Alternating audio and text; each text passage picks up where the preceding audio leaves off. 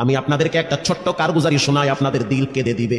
2016 সালের ঘটনা। তখন ঢাকায় মোহাম্মদপুর আমি খতমে তারাবির জন্য 2 জন হাফেজ নিয়োগ দেওয়া হবে কেন্দ্রীয় মসজিদে। অনেক হাফেজে কোরআনরা সিরিয়াল ধরেছে তারাবি পড়াবে। কার মনে না চায় এত বড় এক মসজিদে আমি যদি চান্স পাইতাম তো আমার কপালটা খুলে যেত।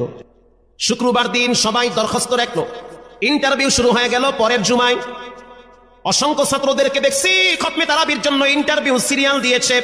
ইন্টারভিউ বোর্ডের ভিতরে আমি ছিলাম। কয়েকজন হাফেজকে আমরা সিলেকশন করছি যে এদেরকে নেওয়া হবে। এদের তেলাওয়াত সুন্দর, পড়াও বড় মজার। আমরা কাগজগুলো এক জায়গায় জমা করছি। পরের জুমায় আমরা ঘোষণা দিয়ে দিব কোন মায়ের সন্তান চান্স পাবে। পরের জুমায় যখন জুমার নামাজের পর 3টার দিকে যখন আমরা বসে বসে ফলাফলগুলা দেখতেছি যে কাকে কত নাম্বার দেওয়া হয়েছে, দরওয়াজা লাগাই দিছি, জানলা লাগাই দিছি, এসি ছেড়ে দেওয়া হয়েছে, সব লাগানো, বাহির থেকে কিছুই দেখা যায় না। ইন দি মিন টাইমে মসজিদের বারান্দার দরওয়াজায়